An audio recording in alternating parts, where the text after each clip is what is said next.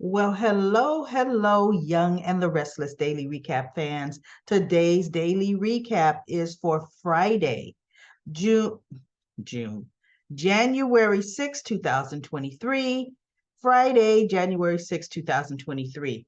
Before I get started, subscribe to this YouTube channel so we can always talk about our soaps together and kind of, wonder what the heck's going on with this particular character, right? So let's dive right in. We have poor Billy and Lily. Their first session was an absolute disaster. I guess the therapist asked just straight to the point, important questions, right? And they realized that scorecard of theirs, they had nothing, nothing on the pro side, probably a whole bunch on the con side, right? But it's something that, the looks on their faces as they're sitting at society, not society, they're at, yeah, they are at society, sitting on the couch. My thing is this, everybody. Why is it they didn't go home to be in private with their feelings together to discuss what's going to happen? We leave a horrible session and we don't say, you know what, let's go home, let's talk, let's, because see, you may have found some common ground there, right? They live together. That's what they have in common. Go home. No, they're sitting there looking like their relationship is ending. Right there on that couch. Anybody walking in would be Lily, Billy, what's wrong, right? So pretty much, Lily wasn't hungry. Really, neither was Billy, but he just kept saying that. And she really didn't want anything to drink. She wanted to just get out of there. Really, that's what she wanted. She wanted to get out of there. I'm not going to say and go find Daniel. I think Lily wanted to get out of there and just go and cry her little eyes out. I really do. Because for Lily, this is, another breakup for her, another big breakup, and which is why I said they should, instead of bringing Daniel's character back, should have been Kane. Man, it should have been Kane Ashby. That would have been the one that, wow, right? The history, him, Kane knowing her. See, Daniel's acting like he knows Lily. You know what I can't stand? You haven't seen someone since you've seen them in high school, right? You knew them in high school. You may have been best friends, but you went separate ways in college or whatever, or even after high school, somebody moves away, things happen, right? Because high school is the common ground where you all come together, where you may not live close to each other. After high school, you're not together anymore. But when you see these people 25, 30 years later, don't they talk to you just like they know you? They know all about you? Well, no. You knew the 16-year-old me. That's who you knew. You knew maybe the 18-year-old me. I'm 38 now. My kids are older than when you knew me. You don't know me. Daniel just knows Lily. No, you don't, Daniel.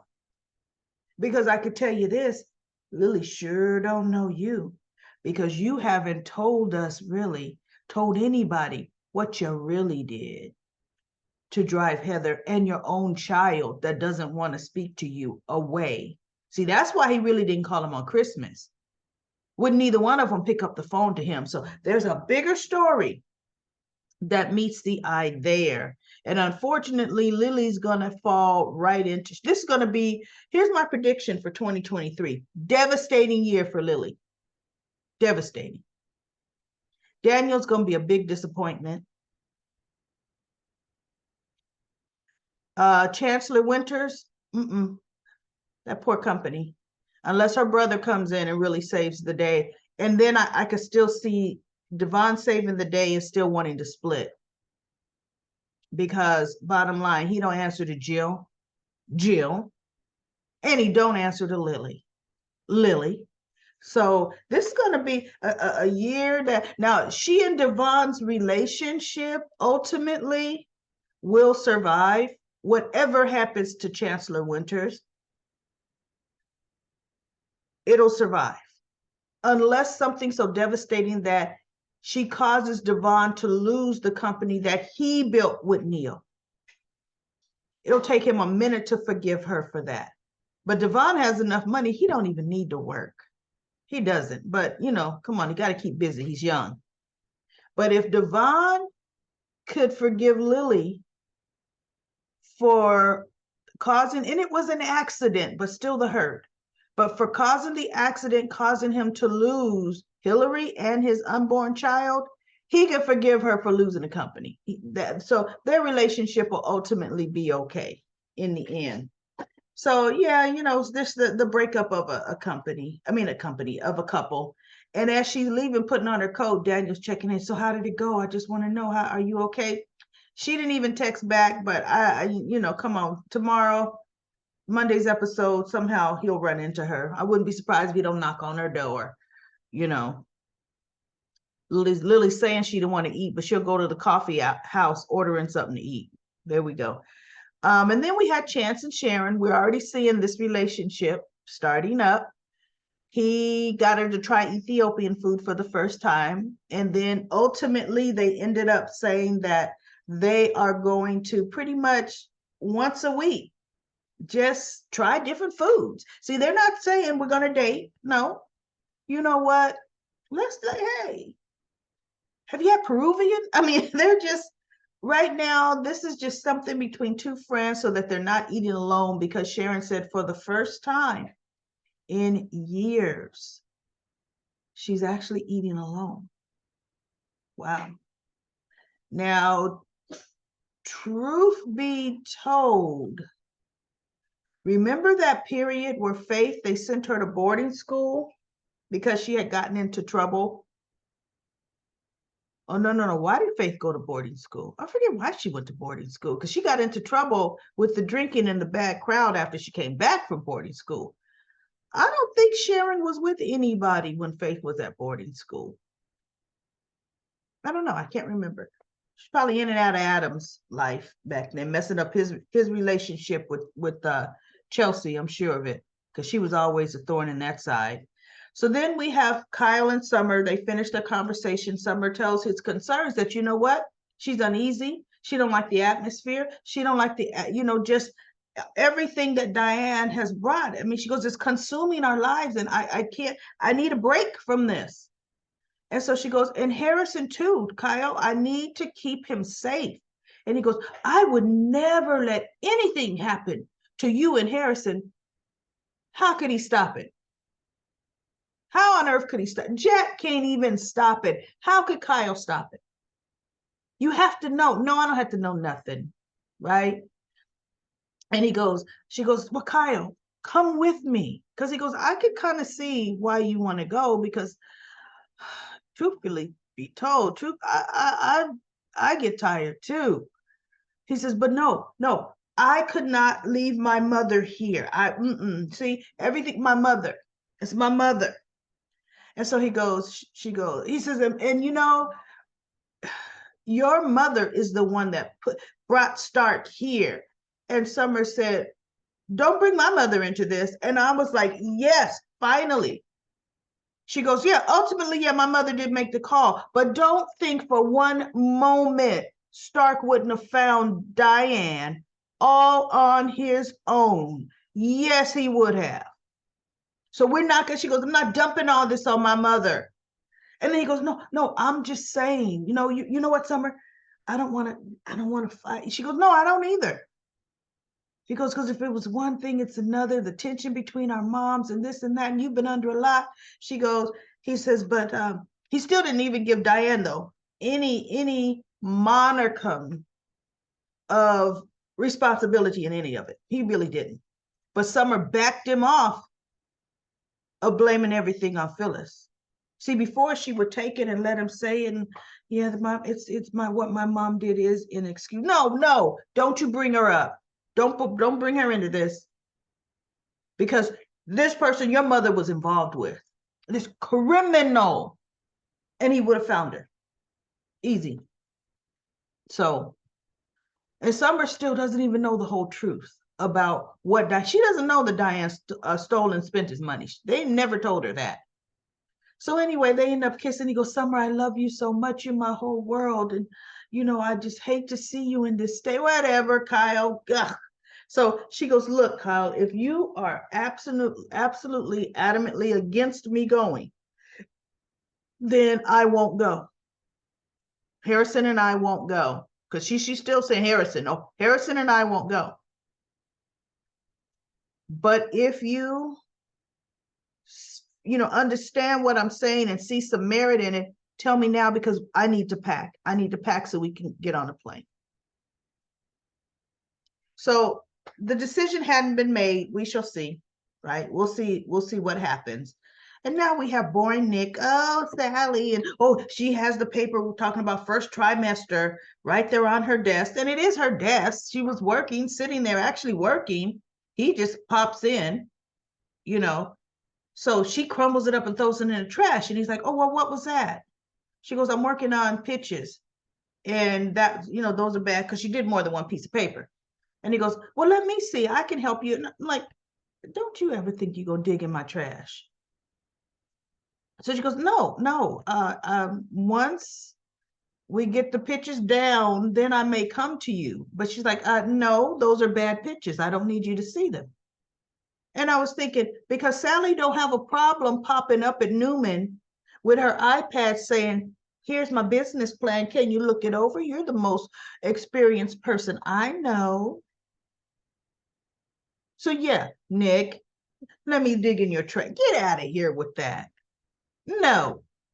I was like, so of course he goes and gets them takeout.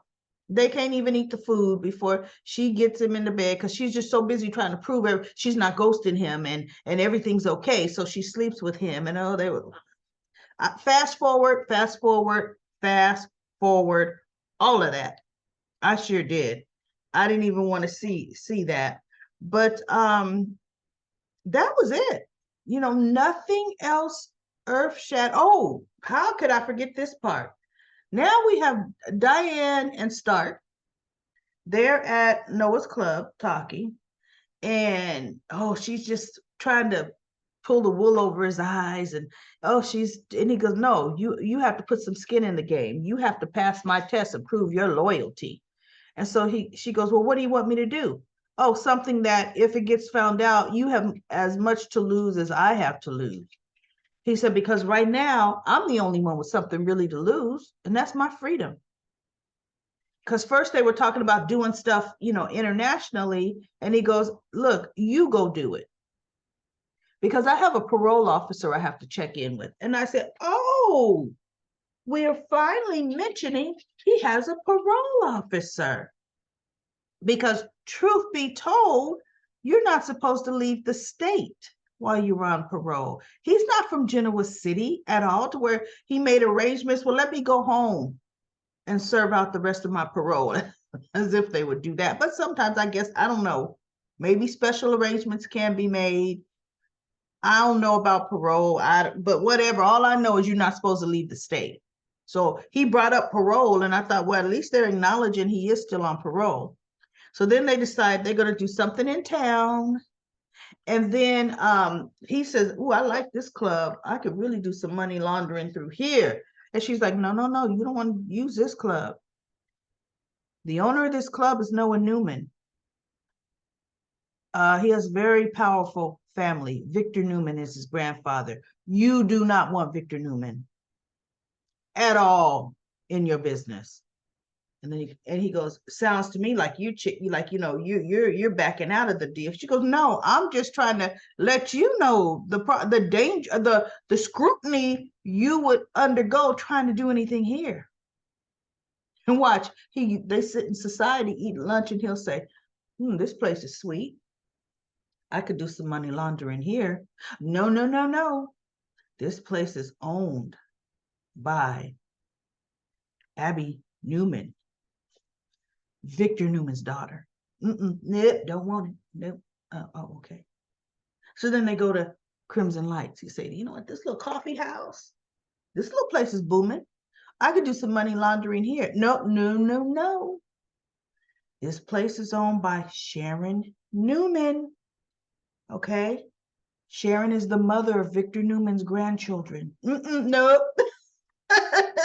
You know, look, here go. They'll be sitting in the bench at Chancellor Park. And he said, well, you know what? This park is pretty cool.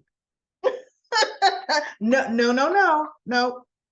This whole section here is dedicated to Catherine Chancellor. Victor Newman and Nikki Newman oversee this whole, no, no, no, no. So anyway, he tells her, well, then you're going to have to come up with the crime. She goes, well, what do you want me to do? He goes, no, I want you to be creative. You come up with the crime. But something that, yeah, if found out, you could go to jail. She goes, well, hopefully not really. He goes, no, you're no good to me in jail. But something that lets me know you're for real. So she goes, meets up with Jack at Crimson Lights. They're on the patio. And he was so nervous. Oh, I'm nervous. Oh, Diane. Ugh. And she tells him, she has to commit a crime. And he goes, wait, what? He has to prove my loyalty. So now I just got to pick the crime, Jack, and pay. And he goes, well, that's easy. We'll open up the Abbott safe and I'll give you something out of there. And she goes, that would be too easy, Jack. He would think you're all in cahoots too, something that came up from the Abbott safe. Come on now. Right? And so then he goes, okay. And she goes, and then you know what? I could always, Ashley could be my mark because, I have easy access to her personal belongings because, my thing is I'm always there visiting Harrison and my son. Well, and you, right? You, Jack. But anyway, she goes, but you know what? Ashley is your sister. And actually, no, she didn't come up with Ashley first. She goes, this would be just what she deserves. Phyllis. I can make Phyllis my mark. I could steal something from Phyllis. And that would be what she did. And Jack kind of like, wait, he goes, no, as upset as I am with Phyllis, if Phyllis got wind that you've done anything to her, Diane, Phyllis is a wild card and she will blow this whole thing up. Phyllis is too unpredictable how far and what she will do. She goes, yeah, you right there. Phyllis is unpredictable. So then she goes, oh, but then there's Ashley. And that's what she brought up. I got access to her stuff because she's thinking, look, you all just don't know, but I was wearing her blouse the other day to work. Because, hey, I got access to all Ashley's stuff, right? So anyway, she goes, but she's your sister. And that's the same as trying to still take something from the Abbott safe. He would feel it was planned, or you all are in cahoots. And I thought, Jack, listen to her. The only reason she ruled your sister out is, because Starker felt that, she's still an Abbott, and Starker felt that was too easy. Whoa. So it doesn't matter. I thought she was going to say, you know what, but there's Summer. I thought she was going to go to Summer. Seriously. Right? So Jack is just kind of looking at her and she goes, you know what? Then there's the third person in that whole triad, Nikki Newman. She deserve it. Nikki's going to be the mark. And Jack kind of looked at her like, wait, really? And she looked at him and kind of raised her eye like, yeah, I'm going to get Nikki. And I'm like, okay. Jack better be sitting back with his eyes opening. Diane is planning who she's going to commit a crime against, like she's trying to decide, does she want pepperoni pizza or sausage pizza today? See, as cold and calculating, it means nothing to her. And the funny thing is, guess who's a co-conspirator and not even realizing it? Now, we ruled out Phyllis for being a wild card. Who is a crushing trump card in Genoa City? Victor Newman. So you're going to steal from his wife? Oh, yes. I don't speak it. Yeah. Pick Nikki. Pick Nikki. Because see what's going to happen to you all when you pick Nikki. Victor is not going to roll over.